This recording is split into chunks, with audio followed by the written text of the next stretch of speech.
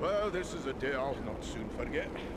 I've seen a few things in my time, but I've not flown on an eagle's back till today.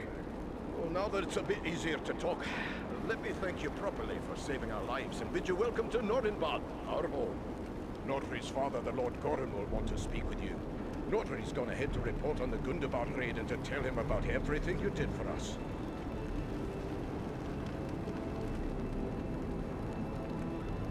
I'd like to know a bit more about the weapon you used to collapse the ceiling in Gundabad. It was an ancient defense made by the dwarves who delved Gundabad long ago.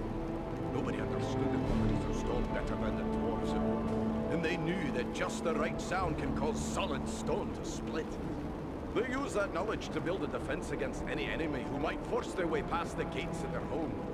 But Mount Gundabad has been in the hands of the orcs for centuries. How did you know about so ancient a weapon? Aye, it's been in the hands of the orcs for many a year, but not straight through. I was only a lad when my people fought a great war against the orcs, but my father helped sack Gundabad. He was one of the stoneworkers who found the weapon. It made a big impression on him, and he told me the tale so many times I was sure I could find the thing and use it against the orcs.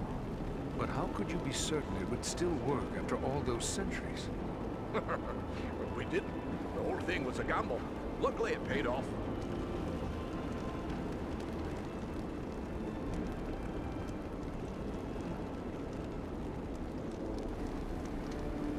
Do you think the orcs will follow us here to Nordinbad?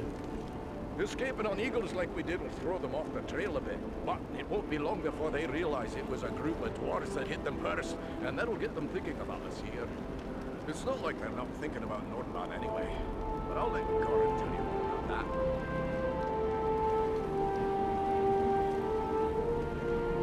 that. We traveled east a long way over many mountain peaks to get here. But where in Middle-earth are we exactly? Aye, it's east you've come. Clean over the Misty Mountains and along the length of the Grey Mountains. You've left the lands of Eriador behind. You're on the northern edge of the land of Rovanion now. I'm pleased to make the acquaintance of a fellow dwarf. But between the fighting and traveling and all, I don't think we got your name. Oh, confound me for an old fool. Bruni, son of Bane, at your service and your family's. I'm captain of the Nordinbard Guard and a servant of Lord Gorin. We'll be happy to speak with your Lord Gorin. Just make your way past the door as you see yonder and you'll find him within. The guards have been instructed to let you pass. I suspect I'm the first man to see the inside of these halls. I am certain I am the first ever to do so. What a grand view this is. Bit chilly for my liking, though.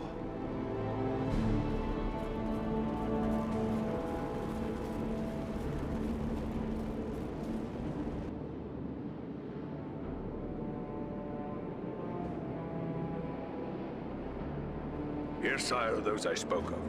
Allow me to present to kinsman, Farin of Erebor, and also Andriel and Eridan, his companions. We succeeded in our task, and I live to tell of it, thanks only to their aid. You are most welcome here, kinsman, and no less so your companions, be they man, elf, or eagle. Welcome all to Nordinbad, last hall of the Longbeards in the Grey Mountains.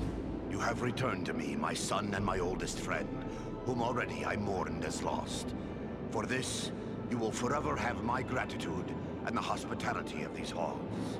Know that this is not something lightly given, for never before have we allowed any but our own folk to pass these gates, and no eyes have gazed upon the hidden lake of Azanzaram, save those of our close kindred.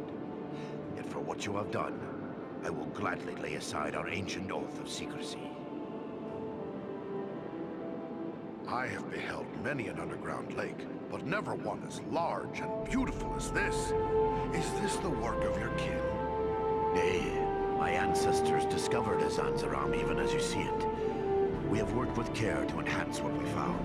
A chip here, a tap there, fashioning bridges, halls, and tunnels. But always, we have taken care to preserve the great gift we were given.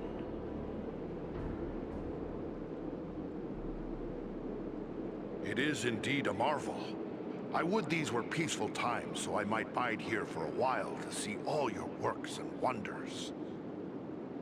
May I ask how it was you happened to be in so unlikely a place as Mount Gundabad? One does not go lightly into so foul a pit. We were seeking a servant of the enemy, a man known as Agandaur. Agendour. We are familiar with that one. Curse his Blackheart. He appeared before our gates some weeks past and called us to parley in the name of Sauron the Great, so he said. He'll get no parley from us, I promise you. Where can we find him? We cannot say. Yet I'm certain he wasn't at Mount Gundabad. The orcs were too easily surprised and slow to respond to our attack. There was no sign of strong leadership there. With those flying beasts at his command, he might be anywhere. What did he ask of you? He demanded that we yield ourselves up to the mercy of Sauron, as if there was any mercy in the Dark Lord. He lays claim to Nordinbard, telling us if we turn over our halls and riches without a fight, our lives will be spared, and we will be free to seek a new home elsewhere. Of course, we would have nothing of that. When we defied him, he grew wrathful, threatening us with the fiery doom that overtook our ancestors. Fiery doom? You don't think... I fear he may have allied himself with the dragon Orgast, who dwells in these parts. With such a beast at his command, we would have little hope of resisting him. A dragon? So Smaug was not the last of that evil breed. Alas, no. There are dragons still to be found in these mountains, and yet more dwell on the wastes beyond. They may not be as great or wicked as was Smaug, but they are large and evil enough. Make no mistake about that. But could even Agendour persuade a dragon to do his will? Perhaps not on his own account, but if he speaks for the Dark Lord, even Orgast would think twice before offending him. Dragons are wicked creatures, and their greed knows no bounds. Agendour only has to name the right price. Then would it not be best to destroy this dragon before he can be used as a weapon? Well, destroy Orgast? If only it were that simple. The attack on Gundabad would be a peaceful stroll around the lake in comparison. Nay, if it were so easy to slay dragons, there would be many more dwarves still dwelling in these mountains. Urgost has never taken notice of us before. We rather hoped it would stay that way. They say it does not pay to leave a live dragon out of your calculations if you live near one. And we cannot allow Agandaur to gain such a powerful ally. Aye, better go after it before it comes after us. Where can we find Urgost? You do not lack for courage, I will grant you. Yet we know not where the dragon dwells. No dwarf has discovered his lair and lived to tell of it. Perhaps Radagast knows this secret, or can discover it. Seems there is little that happens in Wilderland that escapes his notice. Where can we find Radagast? He dwells within the forest of Mirkwood, away to the south. Perhaps your companion Belaram would know where to find him, for it is said that Radagast is a friend to the Lord of Eagles himself. We should travel to Mirkwood. If Radagast knows as much as you say, it is certain to be worthwhile. Indeed. But before you set out, please accept a token of our gratitude. Seek out my steward Galar. I have instructed him to open our vaults to you. I believe you may find something within that will be of service in the days ahead.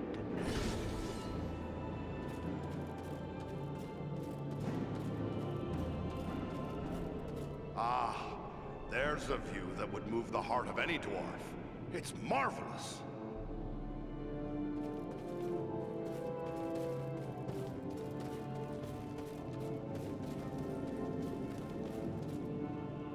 There is some fine stonework here. Very fine indeed. There are skilled artisans here, to be sure. Ah, you must be foreign. Our distant kin from the Lonely Mountain. Word of you has spread like a beard on fire. Well, this is a rare treat. I hope all your folk are such fierce warriors. The enemy will feel your blows for a long time to come. So, how can I help you today? Keeping a place like this secret for so long, well, I can't help but wonder if you found something too valuable to speak of. mithril, let's say? Aye, we've no such wealth as mithril here. Not that I haven't dreamt of finding a vein of true silver. I work iron and a bit of ordinary silver or gold. A few gems here and there. Mostly we hide to escape the notice of the dragons. Bad blood between dwarves and dragons as well, you know. And then there's all the orcs. Ah, but I dream of a day when we could trade for finer goods. I've been working on a silver belt studded with crystal, with a special mount for a gem I crave above all others. The gem that comes from no mine. What dwarf doesn't have a love for that treasure?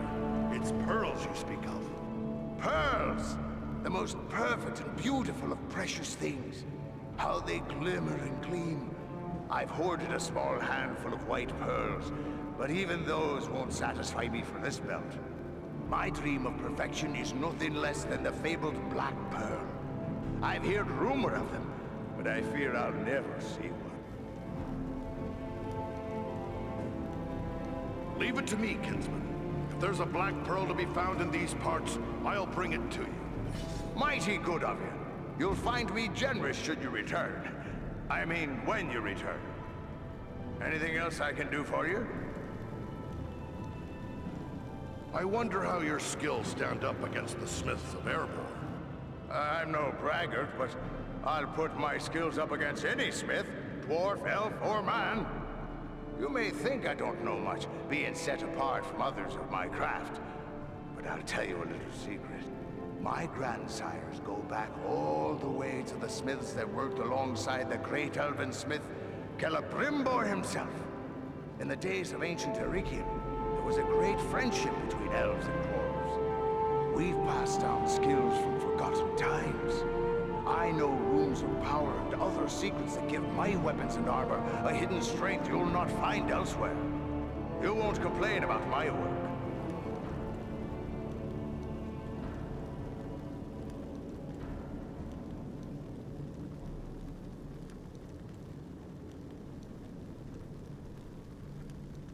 Who was this Celebrimbor? None was a greater craftsman of jewels and forger of metals than Celebrimbor, who was Lord of Eregion. Close friend he was to Narvi, the great Stonemaster, and to my grandsires. He even made 7 rings of power for the dwarves. It was Celebrimbor who knew that Sauron had betrayed the elves by making 1 ring.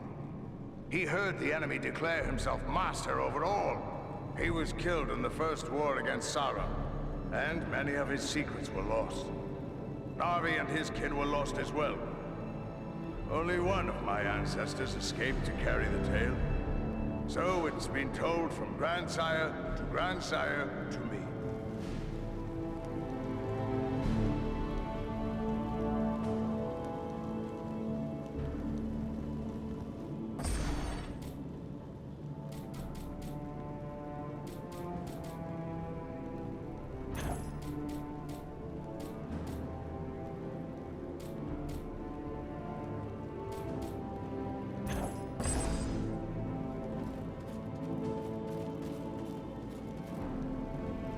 So you're the stranger from Erebor? You look like a proper dwarven spider, I guess. Now that you know we're here, I suppose we'll be overrun with distant ken coming to gawk at our lake.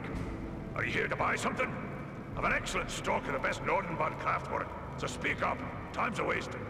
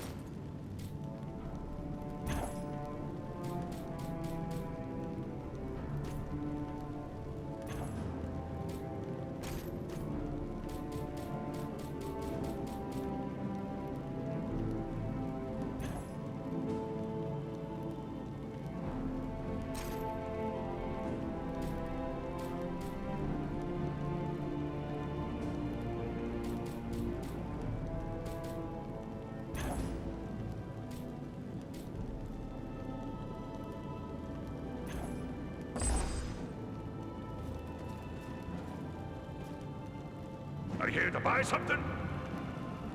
See here, Goran himself sent me. He said to talk to his steward and choose something as a token of his gratitude.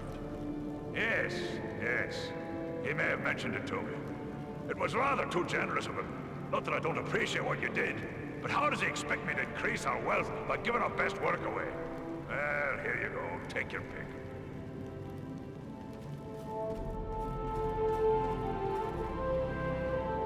Hi, it's a fine day for pounding the anvil. What can I do for you?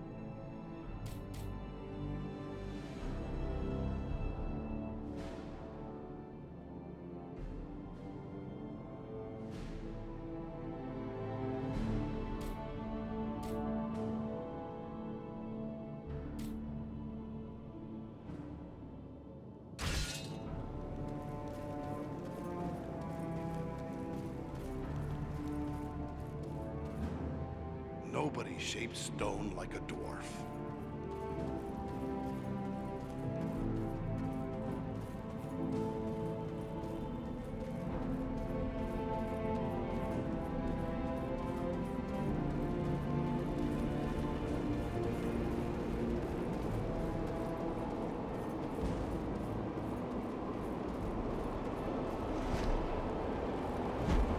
Mirkwood is a place I prefer to fly over, not into, but we are ready to go. You're close friends with this wizard, Radagast, I take it. The Brown Wizard has been a close friend of the Eagles since he first came to Middle-earth and settled into the forest that is now called Mirkwood, even before it came to have that dark name. That was long before I was born, but I have visited with him many times in his home at Rosgobel when I would bring him news from afar. But I have not seen him since he abandoned Rosgobel. What could drive a wizard from his own home? He was gone from his home before I could ask, but there has been a growing threat and darkness in the south of Mirkwood. I believe Rosgobel is no longer safe, even for a wizard. But fear not. I know Radagast's favored places in the north of Mirkwood. We will find him, or I will bring you to a place you are likely to find him at the very least. If this fellow Radagast can tell us where to find Urgost, we'll have to face him next. Have you ever gone up against a dragon? No. That is a risk I have gladly avoided. One does not willingly seek out a dragon, unless there is no choice.